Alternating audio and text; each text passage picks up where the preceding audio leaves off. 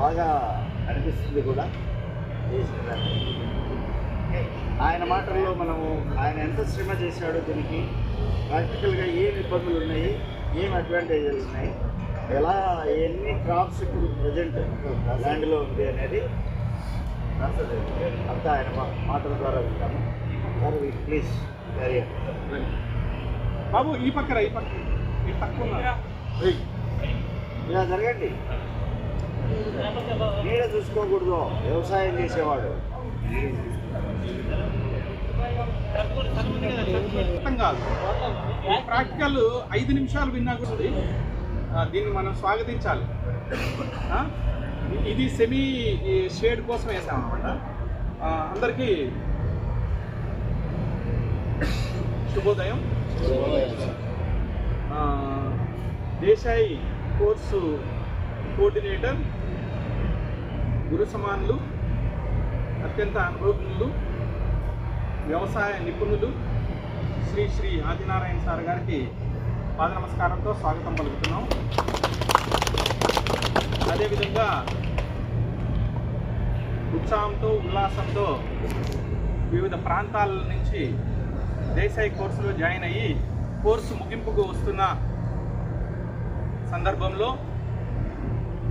ప్రదర్శన క్షేత్రాన్ని సందర్శించడానికి వచ్చినటువంటి గౌరవ డీలర్లందరికీ హృదయపూర్వక నమస్కారాలతో స్వాగతం. ఈరోజు ఏ కోర్సు అంటే ఇప్పటిదాకా 4-5 కోర్సులు అయిపోయి ఉంటుంది. ఏ కోర్సు వాళ్ళకి అందనటువంటి విలక్షణమైన, వినూత్నమైన, సృజనాత్మకమైన భారతదేశ నవీన సాంకేతిక వ్యవసాయ విప్లవాన్ని గురవకొండలో ప్రారంభిస్తున్నందుకు, అందులో మీరు పాల్గొన్నందుకు నిజంగా మీరందరూ అదృష్టవంతులు. ఆ అవకాశం నాకు కల్పించినందుకు నేను కూడా అదృష్టవంతంగా ఫీల్ అవుతున్నాను. ఈ విలక్షణమైన మోడల్ ఆల్రెడీ ఇప్పటికి వైరల్ అయింది. నేను ఈ మోడల్ చూసిన క్షణమే ఇది డెఫినెట్గా రాజమౌళికి బాహుబలి ఎలానో జైకిసాన్ ఫౌండేషన్ కూడా అక్షయ పాత్ర నమూనా కూడా అంతటి పేరు ప్రఖ్యాతలతో పాటుగా వ్యవసాయంలో రూపురేఖలు మార్చగలిగే గేమ్ చేంజర్ అవుతుందని నేను ముందుగానే ఊహించాను. అదేవిధంగా జరిగింది. మేము జనవరి 21వ తారీఖు ప్రారంభించాం. ఇక్కడ జనవరి 21వ తారీఖు, ఈరోజు ఫిబ్రవరి 21వ తారీఖు, కరెక్ట్గా 30 రోజులైంది. 30 రోజుల్లో ఆల్రెడీ ఒక పంట అయిపోయింది. సో దానికి ఒక 7,000 రూపాయలు ఇన్కమ్ జనరేట్ అయింది. అది పక్కన పెడితే అసలు ఈ నమూనా ఏంటి, ఈ నమూనా వల్ల వ్యవసాయ రంగానికి, రైతాంగానికి ముఖ్యంగా ఉపయోగపడే అవకాశం ఏముంది, ఎంత లాభం వస్తుంది, ఇంత చిన్న దాంట్లో 1,20,000 ఎలా లాభం వస్తుంది అన్నది చాలా, అదే ₹1,00,00,000 ప్రశ్న. నాగార్జున అడుగుతాడు కదా, స్టార్ట్ ₹1,00,00,000 ప్రశ్న అని అంటాడు కదా, చాలా ఇంట్రెస్ట్గా మనం వింటాం. ఏంటి ₹1,00,00,000 ప్రశ్న? అయితే ఇది 1,20,000 అనేపాటికి అన్నదాత ఈటీవీలో వచ్చింది, సాక్షిలో వచ్చింది, బిగ్ టీవీలో వచ్చింది, ఇప్పుడు TV9లో రాబోతుంది రేపు సాయంకాలము. అయితే ఈ మోడల్ గురించి చిన్న వివరణ ఇస్తాను. యాక్చువల్గా ఇది ఈ ప్రోగ్రామ్కి అంతా చాలా అడ్వెంచర్ చేసేది ఈ బ్యాంబోస్, వెదురు బొంగులు అంటారు. వెదురు బొంగులు ఏం చేస్తుంది అంటే, సహజంగా మనము నెట్ చూసాం, గ్రీన్ నెట్ చూసాము. ఈ గ్రీన్ నెట్కి దీనికి చాలా వ్యత్యాసం. చాలామంది ఇలా బ్యాంబో వేసి గ్రీన్ నెట్ వేసేసి మనం పంటలు పండియచ్చు అంటారు. అది ఎట్టి పరిస్థితుల్లో రాదు. ఈ బ్యాంబో ద్వారా ఏం ఉపయోగమో చెప్తాను. మేము యాక్చువల్గా ఇది 10 బెడ్స్ వేసాం. ఇట్లా 10 బెడ్స్ వేసాం. మాకున్న చిన్న పరిమితమైనటువంటి వనరులతోటే ఒక సంచలనాత్మకమైన విధానాన్ని భారతదేశ రైతాంగానికి ప్రవేశపెట్టాలి. ముఖ్యంగా చిన్న మధ్యతరగతి నిరుపేద రైతులకు నిరంతర ఆదాయం ఇచ్చే ఒక సూత్రాన్ని, ఒక ఆధారాన్ని, ఒక విధానాన్ని ప్రవేశపెట్టాలనే ఉద్దేశంతో చాలా ఛాలెంజింగ్గా చేస్తున్నటువంటి విధానం ఇది. యాక్చువల్గా ఇది 10 బెడ్లు ఉన్నాయి. మాకున్న పరిధి ఎంత ఉందంటే 50x20 సైజు ఉంది. నేను చూసి వచ్చిన మోడల్ 50x50 సైజు, అంటే 2,500 స్క్వేర్ ఫీట్స్. అది ఇది 50x20 square feets. Just 1000 square feets అంటే 2.29 సెంట్స్, అంటే మన ఇల్లు అనుకుందాం. డబుల్ బెడ్రూమ్ ఫ్లాట్ అంత సైజు మాత్రమే ఇది ఉంది. అంతేనా? ఇంతేనా? అంతకుమించి ఏమైనా ఎక్కువ ఉంటుందా? అంటే సైజుతో చెక్ చేసాము. ఈ సైజు ఇక్కడ బెడ్ ఉంది కదా, ఇట్లా 4 అడుగులు తీసుకున్నాం, ఇట్లా 20 అడుగులు తీసుకున్నాం. మీరు 5 తీసుకోవచ్చు, 5.5 తీసుకోవచ్చు, 6 కూడా తీసుకోవచ్చు. ఇట్లా 20 తీసుకున్నాము, ఇట్లా 4 తీసుకున్నాం.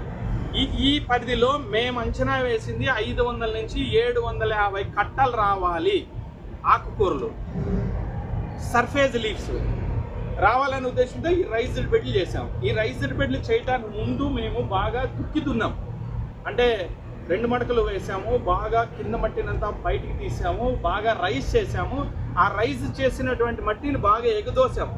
బాగా ఎగదోసిన తర్వాత ఆకులన్నీ ఉన్నాయి కదా, వేస్ట్ ఆకులు అంటే ఆకుల్లో ఏముంది నాన్న, ఆకులు అన్నీ కూడా కుళ్ళింపబడ్డ తర్వాత కర్బనము అనేది ఏర్పడుతుంది. ఎవరు చెప్పింది? గట్టిగా క్లాప్స్ కొట్టు ఒకసారి.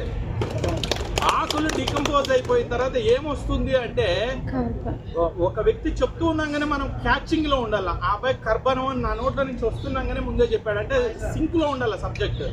ఆకులు డికంపోజ్ అయిపోతే ఏమవుతుంది? కర్బనం తయారవుతుంది. ఆ కర్బనం కోసమే కింద వేసాం. ఇక్కడ మొత్తం 3 లేయర్స్ ఉంది బెడ్ లోన. ఫస్ట్ లేయర్ అంతా ఆకులతో బాగా చివాచిలో పరిచేసాం. జీవాచిలో పరిచేసి జీవామృతం, వేస్ట్ డికంపోజర్, దాంట్లో మైక్రో ఆర్గానిజమ్స్ అంటే సూక్ష్మ జీవుల గోల్డ్ ఉంటుంది. ఆ మైక్రో ఆర్గానిజమ్స్ అంతా బాగా పిచ్చగా, అంటే మనం కల్లాపు చల్లుతాం కదా, అలా చల్లేసాం. అలా కల్లాపు చల్లేసిన తర్వాత ఆ వెట్ ఉంటుంది, స్పాంజ్లా ఉంటుంది.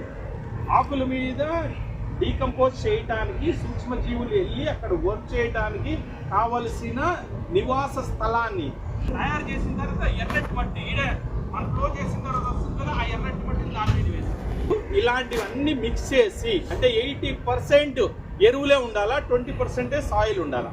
ఆ సాయిల్ ఎందుకు అంటే, ఆ సాయిల్ కెపాసిటీని పట్టుకోవడానికి, ఆ మాయిశ్చర్ కెపాసిటీని పట్టుకుంటూ ఆ మొక్కలకు ఊతం ఇవ్వడానికి ఆ ఎర్ర మట్టి అవసరం. మిగిలిందండి ఆ మైక్రో ఆర్గానిజమ్స్కి పోషకాలు అందించడానికి సమతుల్య ఎరువులన్నీ, అందులో 16 పోషకాలు మిళితమైనటువంటి అన్ని ఆర్గానిక్ ఎరువులన్నీ ఇచ్చాము. ఆ రోజు లీఫీ వెజిటబుల్స్ వేసాము.